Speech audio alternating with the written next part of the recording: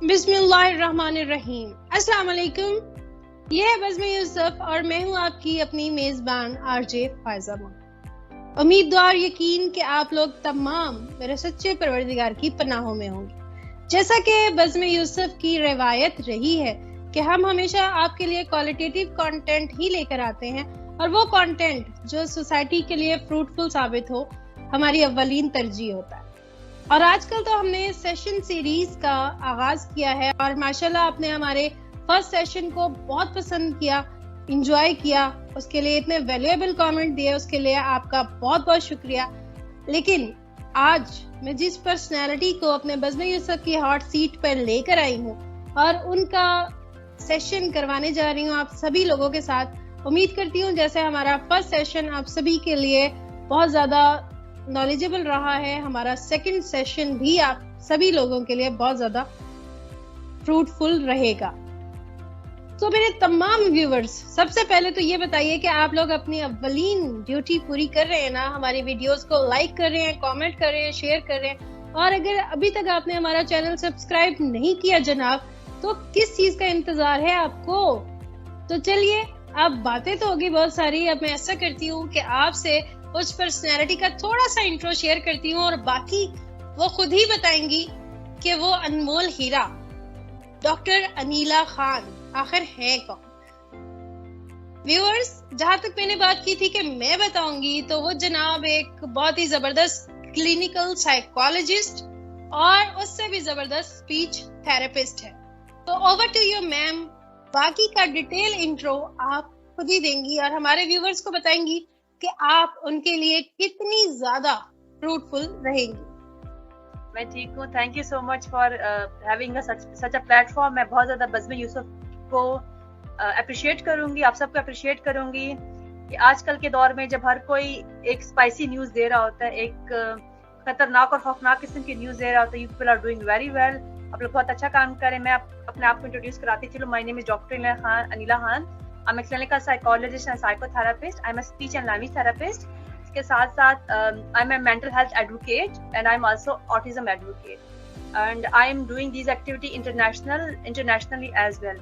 I'm also the founder of CRP, that is Center for Research, Prevention and Rehabilitation for Child and Adult. And I'm also founder of GAPDES, that is Global Alliance for Persons with Different Additional and Special Needs. And that is basically a global platform. और इसके अलावा I am founder of orphanage, जहाँ पे हम special बच्चों को रखते हैं, जहाँ पे हमारे पास एड्रेस बच्चे भी होते हैं। उसके अलावा I am human right defender and I am also a social worker and I am creating a lot of awareness raising sessions. I am running support groups for parents, for professionals, for caretaker and for adult who have special different and additional needs. And that is in 2 languages. एक English में भी करती हूँ मैं, that is international and global, जिसमें और countries के लोग भी आते हैं और ग्लोबल लेवल पे भी होता है। और इसकी मैं वीडियोस भी लगाती रहती हूँ। मेरे ख्याल से आपको शायद यास्मीन ने बताया भी होगा उनके बारे में। एंड लोग और रीजनल पॉपुलेशन के लिए भी मेरा ग्लोबल मेरा एक सपोर्ट ग्रुप होता है, that is on weekly basis, जहाँ पे हम डिफरेंट तरह की ट्रेनिंग्स भी देते हैं, पेरेंट्स से डिफरेंट क्वेश्चंस को आंसर भी करते हैं। और ये वो पेरेंट्स होते हैं जिनके बच्चों को डिफरेंट एडिशनल और स्पेशल नीड्स होती हैं। तो that is my whole introduction and that's how I'm trying to serve the society. I'm trying to create awareness for them. And मैं different sessions daily या कभी कभार उनको daily live आके उनको बता रही होती हूँ प्रॉब्लम्स के बारे में, पेरेंट्स क्या कर सकते हैं, क्या क्वेश्चन उनके जहन में होते हैं, क्या होती है डिसेबिलिटी, क्या इंटेलेक्चुअल डिसेबिलिटी होती है और इंटेलेक्चुअल डिसेबिलिटी और ऑटिज्म में कितना फर्क होता है, and how we can make the life easy for those individual जिनके अंदर डिसेबिलिटीज होती हैं। So that's what I'm trying to do and that's how I'm trying to change the society. Wow ma'am, बहुत जबरदस्त और एक मल्टी डायमेंशनल पर्सनालिटी आज हमारे साथ मौजूद है। व्यूअर्स, तो ये यकीन रखिए कि अगर आज का सेशन आपने मिस कर दिया ना, तो मैं समझती हूँ आपने बहुत कुछ मिस कर दिया। तो मैम चलते हैं अब अपने क्वेश्चंस की तरफ। तो मैम मुझे ये बताइएगा, डिसेबिलिटी कितनी किस्म की होती है? अगर हम और एजुकेशनल एस्पेक्ट को साइड पे रखें, क्योंकि हमारे यहाँ ब्लाइंड को सेपरेट कर देते हैं, जो फिजिकल डिसेबिलिटीज को सेपरेट करते हैं, जिनको हियरिंग इम्पेयर्ड होते हैं उनको सेपरेट कर देते हैं। फिर इंटेलेक्चुअल डिसेबिलिटीज जिसको अभी तक लोग मेंटल रिटार्डेशन के नाम से जानते हैं, और जो new terminology that is intellectual disability for those children, उसको अलग समझे जाते हैं। उसके अलावा हम इन कैटेगरीज में बहुत सारे उन बच्चों को छोड़ देते हैं जिनको हम न्यूरो डाइवर्जेंट बच्चे कहते हैं। दोज हु हैव ऑटिज्म, जिनको न्यूरो डेवलपमेंटल डिसऑर्डर्स होती हैं, वो भी डिसेबिलिटी के अंडर आते हैं। और इनके एग्जेक्टिव फंक्शंस पुअर होते हैं। बहुत सारी डिटेल्स में अगर हम जाएं तो वो शायद हमारी डिटेल्स बहुत ज्यादा बन जाएंगी। So there are a lot of disabilities that is under the umbrella of special needs को हम कह सकते हैं। फिर हमारे बहुत सारे बच्चे वो भी होते हैं जिनके बारे में शायद हम बहुत ही कम बात करते हैं, हर तरह की चीज के बारे में बात हो जाती है, but nobody is talking about learning disabilities. So learning disability में, तो लर्निंग डिसेबिलिटी भी 3 टाइप की होती है। डिसेबिलिटी विद रीडिंग जिसको हम डिसलेक्सिया कहते हैं, डिसेबिलिटी विद राइटिंग जिसको हम डिस्ग्राफिया कहते हैं, एंड डिसेबिलिटी विद मैथमेटिक्स जिसको हम डिस्कैल्कुलिया कहते हैं। उसके अलावा एक और डिसेबिलिटी भी होती है जिसको हम डिस्प्रैक्सिया कहते हैं, जिसके अंदर आपके नर्व्स प्रॉपर तरीके से काम नहीं कर पाते, आपकी आई हैंड कोऑर्डिनेशन पुअर होती है, जो कि आपकी स्पीच को भी मुतासिर करता है और आपकी बाकी एरिया ऑफ लाइफ को भी मुतासिर करता है, और आपके जो हैंड और बॉडी मूवमेंट है वो आपके जहन का साथ नहीं दे पा रही होती। इन सब डिसेबिलिटी के डिफरेंट मेजर्स होते हैं कि उनको हमें कैसे चेक करना होता है और कैसे हमने इनकी डिटेल्स में जानी होती है। सो आई होप मैं ट्राई कर सकी, या मेरी कोशिश जो मैं करना चाह रही थी कि आपको एक ब्रॉडर पर्सपेक्टिव दूं डिसेबिलिटी का। आई थिंक फायजा आपको समझ आ गया। यस मैम, लेकिन ये हमारा बैड लक है कि आज तक हमें डिसेबिलिटी को इतना डीपली जानने का कभी मौका नहीं मिला, और आज जब मुझे मौका मिला है तो मैं इस मौके को गंवाना नहीं चाह रही। मुझे ये बताइएगा कि ये तमाम डिसेबिलिटी होती है तो इसमें पेरेंट्स का कितना सपोर्टिंग कैरेक्टर होता है, सपोर्टिंग रोल होता है, और उनकी काउंसलिंग किस हद तक जरूरी होती है इस सारे सिनेरियो में? सबसे पहले मैं आपको एक इम्पोर्टेंट चीज यहाँ पे ये बताना चाहूंगी, पेरेंट्स का बिल्कुल रोल यहाँ पे बहुत जरूरी होता है, लेकिन यहाँ पे जो इन्फॉर्मेशन होती है वो कितनी एक्यूरेट दी जा रही, कितनी इन्फॉर्मेशन सोसाइटी में अवेलेबल है। आप भी जानती, मैं भी जानती, हम सब लोग जानते हैं, जो थेरेपिस्ट होते हैं, प्रोफेशनल्स, वो सब जानते हैं कि जब शुरू से में एक डॉक्टर के पास पेरेंट जाता है, पेरेंट डॉक्टर को ये कहता है कि मेरे बच्चा चल नहीं पा रहा, नहीं चल सकता, मेरे बच्चा जो है 1 साल का हो गया, वो क्रॉल नहीं कर पा रहा, मेरा बच्चा 1 साल का हो गया, उसने एक लफ्ज नहीं निकाला, मेरा बच्चा जो है उसका जिस्म बहुत कमजोर है, लो बर्थ वेट है इसका, ये अभी तक सर नहीं उठा पा रहा, ये इसकी गर्दन बिल्कुल झुकी रहती है, ऐसा लगता है जैसे इसकी बॉडी या जो इसकी बैकबोन है या इसकी जो कमर है इसके अंदर हड्डी नहीं है, ये बिल्कुल, जिसको हम कहते हैं कि वो वेजिटेबल एक वर्ड यूज करते हैं इस किस्म के कुछ लोग, जिन बच्चों के वर्ड यूज करते हैं, ये डॉक्टर भी समटाइम यूज करते हैं, बिल्कुल वेजिटेबल है कि इसके लगता है बॉडी के अंदर कोई बोन नहीं है। हम डॉक्टर के पास बच्चे को लेके जाया जाता है, डॉक्टर्स ये करते हैं कि डॉक्टर्स इनको ताकत की दवाइयां देते हैं, वो उनको सप्लीमेंट्स दे देते हैं, उनको ये कहा जाता है ये जब तक बच्चा खाता रहेगा 1-2 साल इसको कोर्स करें, बच्चा बिल्कुल ठीक हो जाएगा। ये होती है मस्कुलर इमेच्योरिटी, यानी कि मस्कुलर बॉडी टोन उस बच्चे की वीक है। यहाँ पे उनको ये समझ नहीं आती या उनको ये नहीं बताया जाता, ये जानबूझ के नहीं, हम कहेंगे कि जानबूझ के या जानते बूझते उनको इस इंफॉर्मेशन से पीछे रखा गया है कि दैट इज नॉट नॉर्मल। एक खास एज तक एक बच्चे को चीज आनी चाहिए जिसको हम डेवलपमेंटल माइलस्टोन कहते हैं। डेवलपमेंटल माइलस्टोन बहुत इंपॉर्टेंट होते हैं समझने के लिए। अब मैं बताती हूँ डेवलपमेंटल माइलस्टोन क्या होते हैं। डेवलपमेंटल माइलस्टोन एक यूनिवर्सल क्राइटेरिया है टू अंडरस्टैंड के बच्चा ने किस एज में क्या करना है।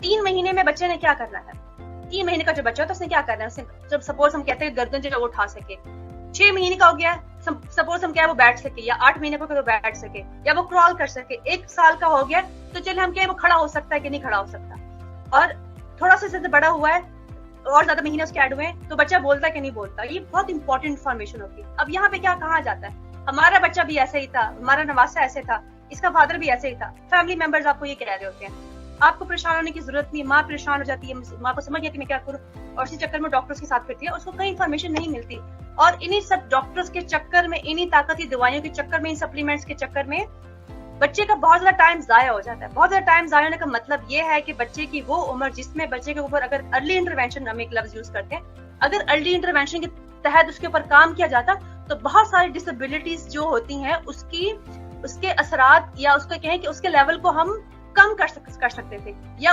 क्योंकि ये डिसेबिलिटी में हम जब क्राइटेरिया सेट करते हैं तो हमने देखना होता है कि ये इन बच्चों का लेवल ऑफ फंक्शनिंग बाकी नॉर्मल बच्चों से कितना है। यानी कि अगर मदर कोई बात समझ नहीं आएगी तो हम ये कहेंगे कि आपका बेटा इस टाइम पे ये कर पाया कि नहीं कर पाया। माएं बोलती है हमें समझ नहीं आ रही, अब क्या कह रही है, ये हमें एग्जाम्पल समझ नहीं आ रही। हम कहते हैं आपकी बाकी बच्चों ने या आपकी फैमिली के बाकी बच्चों ने कब बोलना शुरू किया था, तब उन्होंने चलना शुरू किया, तब उनको समझ आनी शुरू हो जाती है। तो यूनिवर्सल क्राइटेरिया यही होता है कि इस एज में बाकी बच्चों ने ये सब किया। अगर बच्चे नहीं मैच कर पाते तो हमारा काम ये होता है एज ए थेरेपिस्ट कि हमने उनको स्किल सिखा के उस गैप को कम करना होता है। जब हमें ये आइडिया होता है कि पेरेंट जो हमारे पास आई है उनके बच्चों में कोई मसाइल हैं, जहनी मसाइल हैं, स्पीच के बोल चाल के मसाइल हैं, देखने के मसाइल हैं, सुनने के मसाइल हैं, तो यहाँ पे हमें पेरेंट्स को एजुकेट करना होता है। यहाँ पे हमें पेरेंट्स को बताना होता है कि ये गैप जो है इसको हम कैसे कम कर सकते हैं, क्योंकि डिसेबिलिटी को हम खत्म नहीं कर सकते। डिसेबिलिटी बिल्कुल वैसे डिसेबिलिटी है जैसे फिजिकल प्रॉब्लम्स होती हैं, जैसे लोगों को हार्ट का प्रॉब्लम होता है, जैसे लोगों को डायबिटीज होता है, तो उनको भी हम मैनेजमेंट करते हैं। ऐसे ही इन डिसेबिलिटी की भी मैनेजमेंट होती है। अगर किसी को चलने के मसाइल हैं, बच्चा सही चल नहीं सकता, तो उसकी फिजियोथेरेपी की जाती है, उसके ऊपर काम किया जाता है। जब इसके बोलने में मसाइल होते हैं, स्पीच थेरेपी, जब स्पीच उसकी नहीं डेवलप होती तो हम उसको स्पीच थेरेपी के थ्रू हम उसकी स्पीच थेरेपी करते हैं और उनकी जुबान उनकी हम डेवलप करते हैं। तो हमने गैप को ब्रिज करना होता है। हमारी कोशिश मैक्सिमम यही होती है अर्ली इंटरवेंशन के थ्रू कि हम जो गैप आगे बाकी बच्चों के साथ हमने उसको कितना जल्दी या कितना इजीली कवर कर सकते हैं अगर हम अर्ली इंटरवेंशन के ऊपर जाएं। और अगर वालिदैन को पहले से बच्चों के मसाइल का पता, उनको अगर पहले से आगाही होगी तो उनका बच्चा बहुत जल्दी बेहतरी की तरफ जा सकता है। मैम अब मुझे ये बताइएगा कि इन सब चीजों में कितनी ज्यादा अवेयरनेस की जरूरत है, क्योंकि मैं पाकिस्तान के हालात तो देख रही हूँ, उसमें तो बिल्कुल भी मैं कहूंगी कि आटे में नमक के बराबर है अवेयरनेस। तो ये हम कैसे अवेयरनेस कैसे फैला सकते हैं, अवेयरनेस हम कैसे कर सकते हैं? ये जाहिर है एक बहुत ही क्रिटिकल जो है सिनेरियो बन जाता है जब कहीं भी किसी भी फैमिली में कोई डिसेबल बर्थ होती है।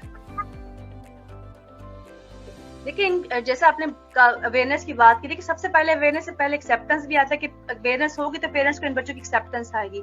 जब उनको एक्सेप्टेंस होगी तो वो एक्सेप्ट करेंगे, चाहे मेरा बेटा है चाहे मेरी बेटी है, दोनों को इलाज की जरूरत है। सिर्फ बेटे को नहीं, बेटी को भी इलाज की जरूरत है। ये बहुत इंपॉर्टेंट और सेंसिटिव टॉपिक है, इसमें हम फिर कभी बात करेंगे कि जो डिस्क्रिमिनेशन आती है, डिस्क्रिमिनेशन हो रही है। लेकिन अगर मैं ये कहूँ कि डेली बेसिस पे भी अगर हम करेंगे शायद वो भी कम है। अभी हमने इस गैप को बहुत ज्यादा कवर करने की जरूरत है। हमें डेली इन चीजों को डिस्कस करने की जरूरत है, हमें मुख्तलिफ प्लेटफॉर्म पर डिस्कस करने की जरूरत है, हमें मुख्तलिफ जैसे हमारे सोशल मीडिया के प्लेटफॉर्म है, इस पे आगाही की जरूरत है, हमें कैंप्स लगाने की जरूरत है, हमें स्कूलों में जाके बताने की जरूरत है कि ये मसाइल है, इनके बारे में क्या कैसे काम कर सकते हैं। हमें गली मोहल्लों में जाके बताने की जरूरत है, हमें सेमिनार्स कंडक्ट करने की जरूरत है कि पता चले कि ये मसाइल क्या है और उनका क्या हल है। बहुत दफा मैंने पेरेंट्स को ये कह के रोते हुए सुना है कि हमारा बच्चा बिल्कुल ठीक नहीं हो सकता, हमें फ्राई डॉक्टर ने ये कह दिया। अब वो रो होते हैं मेरे सामने से कि अब बिल्कुल ठीक नहीं हो सकता। और या कभी जब उनको मैं बता दूं कि बच्चे की ये डिसेबिलिटी है, या कभी मैं उनको सच भी बोल देती हूँ, क्योंकि यहाँ पे सबसे बड़ा मसला ये है, और शायद फायजा आपको भी इस बात का पता हो कि हमारे जो प्रोफेशनल्स होते हैं वो सच नहीं बोलते, वो आपसे बातें छुपाते हैं, क्योंकि एक इकोनॉमिक पर्सपेक्टिव यहाँ पे आता है। इकोनॉमिक पर्सपेक्टिव, जैसे मैंने आपको शुरू में बताया था, मेडिसिन दे देते हैं, ताकत के टांग जो होते हैं वो दे देते हैं, हकीमी दवाई बच्चों को दी जा रही होती है कि बच्चे से ठीक हो जाएंगे। मुझे बताएं, क्या दुनिया में कोई ऐसी दवाई है जिससे इंसान के अंदर कॉन्फिडेंस आ जाए? मैं तो कहती हूँ कि ऐसी अगर कोई दवाई या मेडिसिन बन जाती ना, तो सबसे पहले जो है ये हीरोज, जो हमारे हीरोज हैं, जो हमारे एक्टर्स हैं, ये ले रहे होते हैं, क्योंकि इनमें भी लैक ऑफ कॉन्फिडेंस होता है, और बहुत सारे जो स्पीकर्स हैं उनमें भी होता है, और उनकी तो ऑफिशियली उनकी काउंसलिंग हो रही होती है उनकी किसी भी स्पीच से पहले। तो कॉन्फिडेंस जो है वो बहुत सारे लोगों में कम होता है, और लोग तो इस चीज को एक्सेप्ट ही नहीं करते। कुछ लोगों में तो इतने फेयर्स होते हैं कि वो कैमरा फेस नहीं कर सकते, वो किसी के आगे बोल नहीं सकते, किसी को कन्विंस नहीं कर सकते। ऐसे प्रॉब्लम में कुछ तो ऐसे हो जाते हैं जो हम किसी के साथ डिस्कस भी नहीं कर पाते। बिल्कुल आप सही कह रहे हो, इसमें बहुत सारे ऐसे मसाइल हैं, इवन मैं खवातीन के और बच्चों के और मर्द हज़रात के सबके मसाइल बहुत सारे ऐसे होते हैं जो कि वो आपसे डिस्कस नहीं कर पाते। और में से कॉन्फिडेंस एक बहुत बड़ी आजकल आपको पता है, आजकल का दौर तो कॉन्फिडेंस का दौर है। आजकल का दौर तो ऐसे जो जितना बोलेगा, जो जितना अपने बारे में बताएगा, जो जितना अपने आप को एडवोकेट कर सकेगा। यहाँ पे तो हम कॉन्फिडेंस की बात करते हैं, बाहर इस टर्म को कहते हैं एडवोकेसी, कि कोई अपने आप को कितना अच्छा एडवोकेट करता है। बिकॉज जैसे मैं आपको अपने इंट्रोडक्शन में बताया था that I am working as a mental health advocate, so I am also advocating for with other countries also, but over there I am advocating for my own people first, own country people first. उसके बाद मैं और चीजों का advocate करती हूँ, और वहां पे आपको बाकायदा सिखाई जाती है कि आपने एडवोकेसी कैसे करनी है, आपने कैसे अपने प्रॉब्लम्स के बारे में बोलना है, कैसे अपने मसाइल को उजागर करना है। और उसमें कॉन्फिडेंस बहुत मैटर कर रहा होता है कि आप देखें, डर रहे हैं, डर के अगर कोई चीज बता रहे हैं, जब इंसान के अंदर फेयर होता है, जब इंसान के अंदर डर होता है तो उसकी उसकी काबिलियत सामने नहीं आती। बहुत दफा कॉन्फिडेंस के ना होने की वजह से बहुत सारे लोग जिन्होंने काम नहीं किया होता वो बोल जाते कि ये काम हमने किया, वो आपके काम को क्रेडिट ले जाते हैं, वो कहते हैं ये काम हमने किया, हालांकि वो काम आपने किया होता है, और उनकी प्रमोशन हो जाती है, और इसकी वजह से आपका दिल खराब होता है, आपको तकलीफ होती है, and you are not doing that work any more. आपका जज्बा खत्म हो जाता है, एंड और इवेंचुअली ये डर आपको एक दिन कमरे के अंदर बंद कर देता है। मैम कहीं कहीं तो ये जो लेक ऑफ कॉन्फिडेंस है ये सुसाइड भी कमिट करवा देता है कुछ केसेस में। लेकिन यहाँ पे हमारा मसला मैम, हमारा सेशन जो था वो तमाम डिसेबल की इंटेलेक्चुअल और सोशल प्रॉब्लम्स पे था। तो मुझे ये बताइएगा कि जो तमाम जो डिसेबल्स हैं जिसमें तमाम हम कैटेगरीज को कवर करते हैं, अब उनका एक मेंटल लेवल जब शुरू से ही इस तरह की उनकी ग्रोथ होती है तो उनका एक मेंटल लेवल कहीं दब के रह जाता है। उनकी जो भी उनके पैशन होते हैं और जो उनके अंदर जज्बे होते हैं वो सब कहीं दब के रह जाते हैं। तो उनको हमें बाहर निकालना, उनको नरिश हम कैसे कर सकते हैं, उनको हम आगे सोसाइटी के लिए फ्रूटफुल कैसे बना सकते हैं? आपका question that is very valid question and I really like your question. जहाँ तक देखो सुसाइड आइडिएशन की बात है, फॉर एग्जांपल अभी आजकल सुसाइड प्रिवेंशन मंथ सेलिब्रेट किया जा रहा है, एंड अगर देखा जाए जैसे I am also advocating for autism and other disability, मैंने बताया न्यूरोडाइवर्जेंट चिल्ड्रन हो गए या इंटेलेक्चुअल डिसेबिलिटी के हो गए, उनको उनकी emotional regulated, their emotions are not regulated just because of emotional dysregulation. Emotions क्या होते हैं? हमारा गुस्सा, गम, खुशी, फेयर, ये हमारे इमोशंस होते हैं। जब हमें प्रॉपर तरीका नहीं पता होता, प्रॉपर चैनल नहीं पता होता कि हमने इसको कैसे निकालना है, जब हम महसूस ये करते हैं कि हमारे दोस्त नहीं है, लोग हमें जजमेंटल नजरों से देख रहे हैं, हमें अपनी डिसेबिलिटी होने की वजह से फलानी जगह पर जॉब नहीं मिली, हमें अपनी डिसेबिलिटी होने की वजह से फलानी जगह पर रिजेक्ट कर दिया गया, हमें डिसेबिलिटी होने की वजह से फलानी जगह पे बुलिंग की गई है, हमें मजाक का निशाना बनाया गया, ग्रुप्स में हमारी बुलिंग की गई है।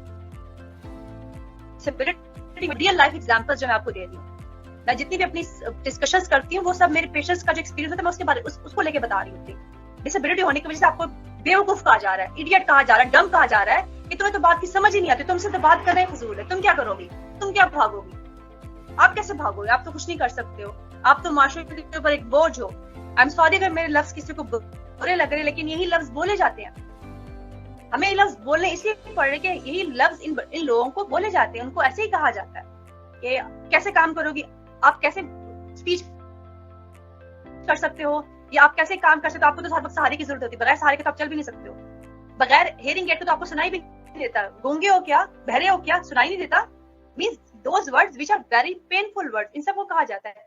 जब आपको ऑल द टाइम ये कहा जाएगा, जब आपको बुलिंग की जाएगी all the time, so definitely socially तो आप एक्सेप्टेबल नहीं हो, वो इंसान अपनी सोशलाइजेशन खत्म कर देता है। मैंने बहुत दफा सुना टीचर्स भी बच्चों को निशाना बनाती हैं, यूनिवर्सिटी में टीचर्स ने इन लोगों को निशाना बनाया, बहुत दफा ऐसा हुआ है कि इन्हीं की वजह से बच्चों ने सुसाइड अटेम्प्ट की है। और जैसे सुसाइड प्रिवेंशन मंथ चल रहा है तो मैं इसको दोबारा जाकर करने की कोशिश करूंगी यहाँ पे कि इन सब मसाइल की वजह से बच्चा घर से बाहर नहीं निकलेगा, बड़ा घर से बाहर नहीं निकलेगा, मैं नौजवानों की बात कर रही, वो घर से बाहर नहीं निकलेंगे, वो अपने आप को कमरे में बंद कर लेंगे। आहिस्ता आहिस्ता जब वो कमरे में बंद करेंगे तो उनका कुछ करने को दिल नहीं करेगा, उनका अपनी टेक केयर को दिल नहीं करेगा, उनका खाने पीने को दिल नहीं करेगा, उनको नींद नहीं आएगी, उनको भूख नहीं लगेगी। फिर जब उनको ये लगेगा हम इस माशरे पे बोझ हैं, लोग हमसे तंग हैं, घर वाले हमसे तंग हैं, स्कूल टीचर्स हमसे तंग है, हमारे कोई दोस्त नहीं है, तो हमारे जिंदा रहने का क्या फायदा? These are suicide ideations. और जब सुसाइड आइडिएशन आती है तो अलार्मिंग स्टेट है अटेम्प्ट्स के लिए भी। सो अगर देखा जाए नॉर्मल लोगों की निस्बत अगर हम डिसेबिलिटी के लोगों को देखें तो इनमें सुसाइड अटेम्प्ट्स के चांसेस ज्यादा हैं। एज अ चिल्ड्रन अगर देखा जाए तो 4 टाइम मोर हैं उनके अंदर सुसाइड आइडिएशन के, और अगर अडल्ट की बात की जाए तो आइडिएशन से बात अटेम्प्ट्स पे पहुंच जाती है, तो वो 4 मल्टीप्लाई में 4 टाइम ज्यादा वो सुसाइड अटेम्प्ट करते हैं और बहुत दफा कामयाब भी हो जाता है अटेम्प्ट करने में, क्योंकि दरवाजे में कोई आपको आके पूछ नहीं रहा, कोई खाने का नहीं पूछ रहा, but that definitely lead to suicide. So that is important topic and मैं शायद थोड़ा बीच में इमोशनल भी होगी इस बात के बारे में बात करते हुए, लेकिन हमें बात करनी पड़ेगी। शायद मैंने कुछ ऐसे अल्फाज इस्तेमाल किए जो किसी के कानों को गरां गुजरे, लेकिन यही मुझे ये कहने में इसलिए कोई वो नहीं कि यही लफ्ज हमारे बच्चे सुनते हैं, यही लफ्ज हमारे नौजवान सुनते हैं और हमसे आके बात करते हैं, तकलीफ होती है उनको, वो आके हमारे सामने रोते हैं। तो आपको क्या लगता है कि कहीं ना कहीं हमें इसको अपने कैरिकुलम का हिस्सा बनाना चाहिए, इस अवेयरनेस को? बिल्कुल बनाना चाहिए। मैं तो कहती हूँ हर स्कूल में डे 1 से हर इंसान को ये पढ़ाया, हर बच्चे को ये पढ़ाया जाए कि सेल्फ लव क्या होता है, एक्सेप्टेंस क्या होता है, सेल्फ एक्सेप्टेंस क्या होती है, सेल्फ लव क्या होता है, हम अपने आप को कैसे एक्सेप्ट कर सकते हैं, अपने सेल्फ को कैसे एक्सेप्ट कर सकते हैं, हम कैसे समझ सकते हैं कि हम इम्पोर्टेंट है अपनी नजरों में, हम ये कैसे कर सकते हैं कि हम अपना मुआवजा दूसरों से करना छोड़ दें। हमें ये सब सीखना होगा। ये these are all our skills. हमने स्किल्स पे काम करना होगा और जब तक हम इनके बारे में इनको सिखाएंगे नहीं, ये स्किल्स किसी को नहीं आएंगे। थेरेपी में भी हम स्किल्स सिखाते हैं बच्चों को। थेरेपी कोई जादू नहीं होता कि कोई हमारे पास हमने जादू की छड़ी घुमाई वो बंदा ठीक हो गया, ऐसा कभी नहीं होता। हम काम करते हैं, हम स्किल्स सिखाते हैं। तो हर क्लास में, चाहे वो बच्चे हैं, चाहे वो हाई स्कूल है, चाहे वो यूनिवर्सिटी है, एक क्लास मस्ट होनी चाहिए जहाँ पे ये सब चीजें सिखाई जाए, जहाँ पे मोरल बूस्टिंग सिखाया जाए, जहाँ पे कॉन्फिडेंस बिल्डिंग सिखाया जाए, जहाँ पे एक्सेप्टेंस सिखाया जाए, जहाँ पे डिसेबिलिटी के बारे में सिखाया जाए, जहाँ पे ये सिखाया जाए कि अगर हमें माशरे में कोई बच्चा, बंदा, माँ ऐसे नजर आ रही जिसके साथ ऐसी कोई प्रॉब्लम है या बच्चे को डिसेबिलिटी है, तो हम इनको जजमेंटल लुक नहीं दें। हम उनकी हेल्प करिए, उनको उनके हाल पे छोड़ दें। हाल पे छोड़ने से मेरी मुराद ये कि आप उनको देख के ये मत बोलें कि आपने अपने बच्चे की तबीयत ठीक नहीं की है, आपने तबीयत कैसे की, आप कैसी माँ है। ये सब लफ्ज हमें अपनी माओ ने खुद बताए कि इन बच्चों की वजह से अब हम कहीं नहीं जा सकते, हमारी सोशल लाइफ खत्म हो चुकी है, हमने रिश्तेदारों से मिलना जुलना छोड़ दिया, लोगों ने हमें बुलाना छोड़ दिया, इनकी बर्थडे पार्टीज पे कोई नहीं आता। तो ये जो टॉलरेंस है, हमें टॉलरेंस बिल्ड करना, और टॉलरेंस बिल्ड करने के लिए, एक्सेप्टेंस के लिए और सोसाइटल सपोर्ट के लिए, इंटीग्रेशन के लिए, इंक्लूजन के लिए हमें स्कूलों में, कॉलेजों में रेगुलर बेसिस पे इन क्लासेस को कंडक्ट करना पड़ेगा, हमें कोर्स का हिस्सा बनाना पड़ेगा।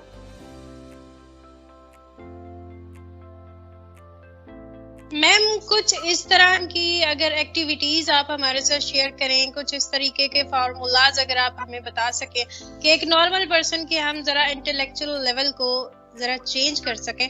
कुछ तो हमारे व्यूअर्स इस बात को सुनने के बाद ही अपने मेंटल लेवल को थोड़ा सा चेंज करेंगे, थोड़ी सी कमी या थोड़ी सी ज्यादती जरूर करना पसंद करेंगे, क्योंकि वो डिसेबल्स को शायद मतलब कैपेबल नहीं समझते।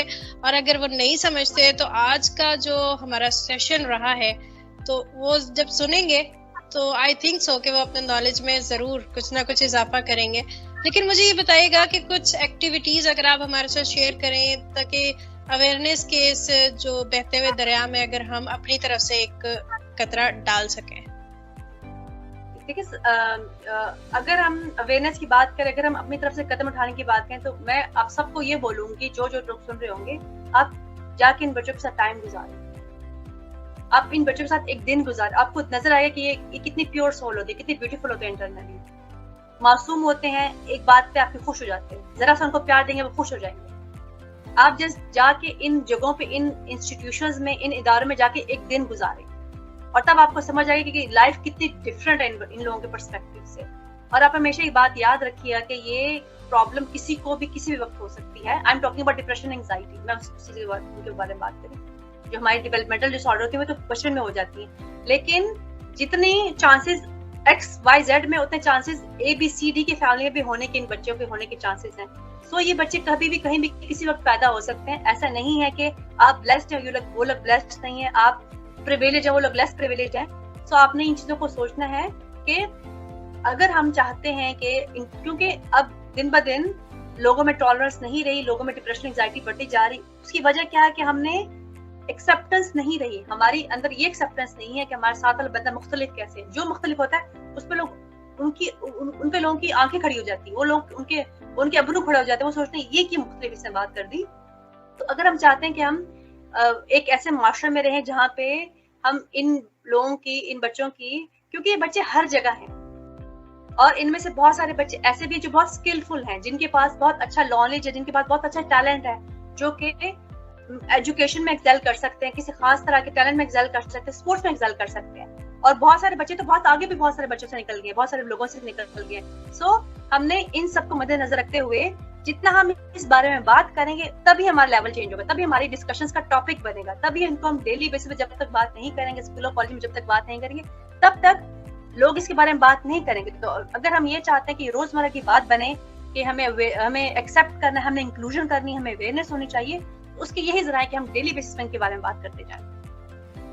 इंशाल्लाह मैम, एक दिन ऐसा भी आएगा जब हम इस तरीके के जो आपके ये हैं टारगेट, इनको अचीव कर पाएंगे। इंशाल्लाह मिलकर जब हम स्टेप उठाएंगे तो जरूर हम इन तमाम टारगेट्स को अचीव कर पाएंगे। लेकिन मैम जाने का दिल तो नहीं कर रहा है, लेकिन क्या करें, हमारा फॉर्मेट ही कुछ ऐसा है कि हमें अपने गेस्ट को अलविदा भी कहना होता है। तो जाते जाते मैम सबसे पहले तो मुझे ये बताएं कि बज़्म यूसुफ के लिए एक शॉर्ट सा पैगाम।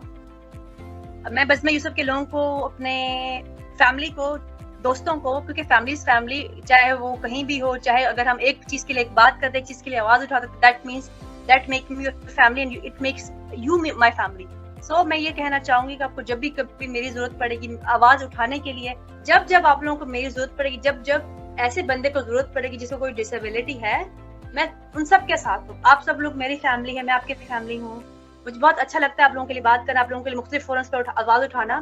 मैं इंटरनेशनल फोरम से भी आवाज उठाती हूँ, मैं हर जगह जाकर बताती हूँ। मैं सबसे पहले बताती हूँ मैं पाकिस्तानी हूँ, पहले मैं अपने लोगों की बात करूंगी, तब मैं आप लोगों की बात सुनूंगी। तो मुझे बहुत खुशी है आप लोगों के साथ बात करके, मुझे बहुत अच्छा लगा आप लोगों के साथ आके, और इंशाल्लाह जब आप लोग मुझे दोबारा कॉल करेंगे मैं जरूर आऊंगी। That's all from my side, thank you so much for inviting me. Ma'am हम इस बारे में बहुत खुशकिस्मत हैं कि आपने हमें अपने बिजी स्केड्यूल में से टाइम दिया, और ये हमारे लिए बहुत ऑनर की और प्राउड की बात है। तो मैम एक पैगाम मेरे तमाम व्यूअर्स के नाम जिन्होंने आज आपका सेशन बहुत ज्यादा एंजॉय किया। मैं सबको ये बोलना चाहूंगी, spread positivity, spread love, and mental health is more important than physical health. I am saying more important. अगर आपका जहन ठीक नहीं है, अगर आप ज़हनी तौर पे सेहतमंद नहीं है, तो आप दुनिया में जितनी भी आपके पास सहूलतें होंगी आप उनको एंजॉय नहीं कर सकते। And accept each other the way you are. And that's all from my side. मैं अपने तमाम लिसनर से ये कहना चाहूंगी कि आज तक हमने बहुत सारे इंटरव्यूज कंडक्ट किए, लेकिन आज का ये जो सेशन डॉक्टर अनीला खान के साथ रहा, ये बहुत ज्यादा जबरदस्त, नॉलेजेबल और फ्रूटफुल रहा, क्वालिटेटिव रहा। तो मैं अपने तमाम लिसनर से यही दरख्वास्त करूंगी कि हमारे चैनल पे आइएगा, सुनिएगा, लाइक कीजिएगा और कमेंट करना मत भूलिएगा।